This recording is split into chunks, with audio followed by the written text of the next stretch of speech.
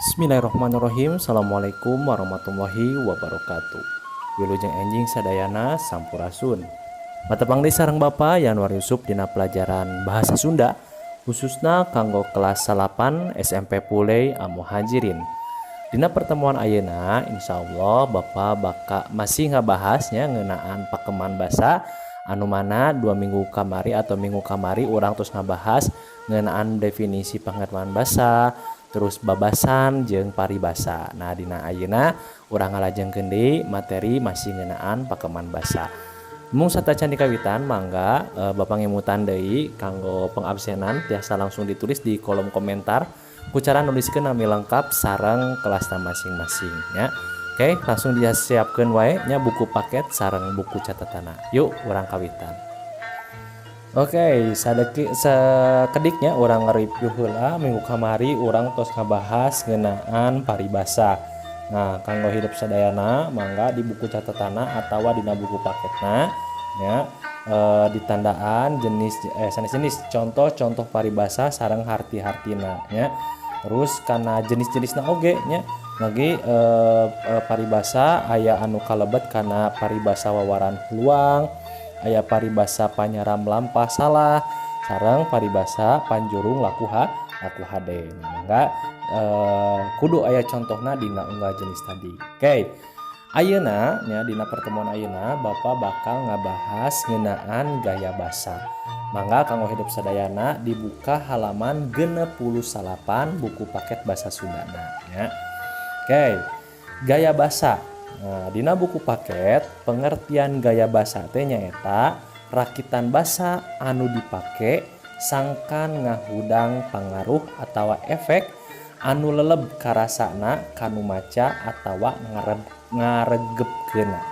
Nah di dia pangaruh efek anu leleb maksudna teh anu leleb teh nyaeta anu paling ya anu paling karasana. Jadi lebih cepat karasana leleb teh ya. Nah di dia. Jadi sekali deui pengertian gaya basa aya di halaman 68 mangga digaris bawahi nyaeta rakitan basa anu dipake sangkan ngahudangkeun pangaruh atawa efek anu leleb karasana kanu maca atawa ngaregepkeunana nya. Oke. Jenis-jenis gaya basa. Nah, di dieu lamun misalnya hidup buka halaman 70 nya, dibuka halaman 70.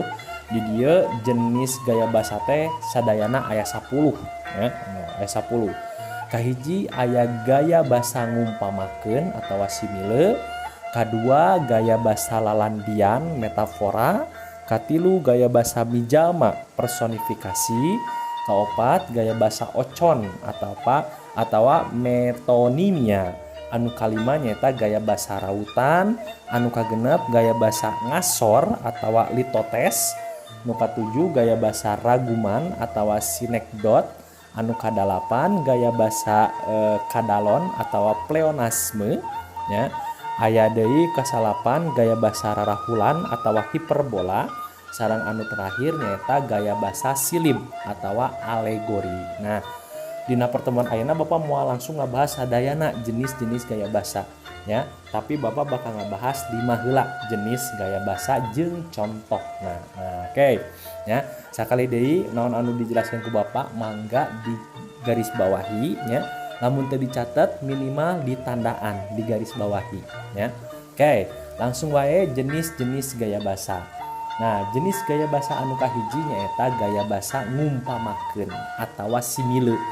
Pengertian teh nyaeta gaya basa anu ngabandingkeun hiji barang jeung barang sejen anu sifatna nembrak. Nah ya, contoh misalna lumpatna tarik kawas peucang. Nah di dieu aya kawas, aya kecap kawas peucang nya, maksudna kawasnya nyaeta seperti bahasa Indonesia namanya seperti pecang. Peucang teh naon? Peucang teh kancil. Ya jadi maksudna teh lamun jelma non tarik lumpatna, nah nya lumpatna tariknya hiji jelma teh, nah diibaratkeun kawas pecang nya, peucang atawa kancil ya. Aya deui barudak anu keur ujian mani simpe lir gaang ka pincak. Maksudna simpe di dieu teh nyaeta jempling nya, lir gaang ka pincak Nah, gaang kan tariknya lamun ditincap langsung pet we jempe.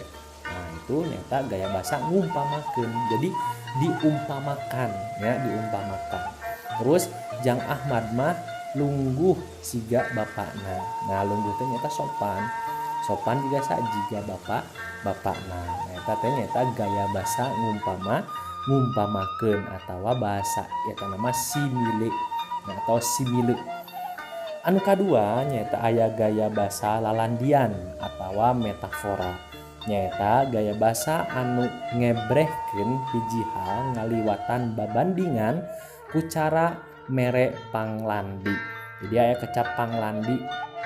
Maksudna panglandi teh nyata nama ini nama sesebutan lah gitu ya, nama sebutan. Contoh di dia aya kecap Maung Bandung bakal tandang ngalawan Macan Kemayoran. Di dia aya kecap Maung Bandung ujung Macan Kemayoran. Namun orang nyebutkeun Maung Bandung berarti naon? Berarti nyebutkeun atawa landi kanggo tim main bola Persib. Terus aya di Macan Kemayoran. Nah ya, Macan Kemayoran di dia teh nyaeta Persija. Nah eta gaya bahasa lalandian. Terus aya di untung wae kiperna si Gegep, lamun lain mah duka teuing. Nah di dia aya kecap si Gegep nya. Maksudna si Gegep di dia teh nyaeta kiper nya anu alus nya, kiper anu alus dina newakna teh tara kabobolan lah gitu nya, disebutnya nyata si Gegep nya di landihan teh. Aya deui Otto Iskandar dinata katelah si Jalak Harupat, pahlawan ti Tatar Sunda. Nah landihan Otto Iskandar dinata teh nyata si Jalak Harupat. Nah eta gaya bahasa lalandihan atawa metafora. Anu katilu nyata gaya bahasa mijalma atawa personifikasi. Nyata gaya bahasa anu ngabandingkeun barang-barang cicing atawa barang-barang nu teu aya nyawaan disaruakeun jeung barang-barang anu nyawaan. Ya saperti jelema. Contoh, tangkal kalapa gugupayan, ngagupay pamayang nuker ngambah sagara.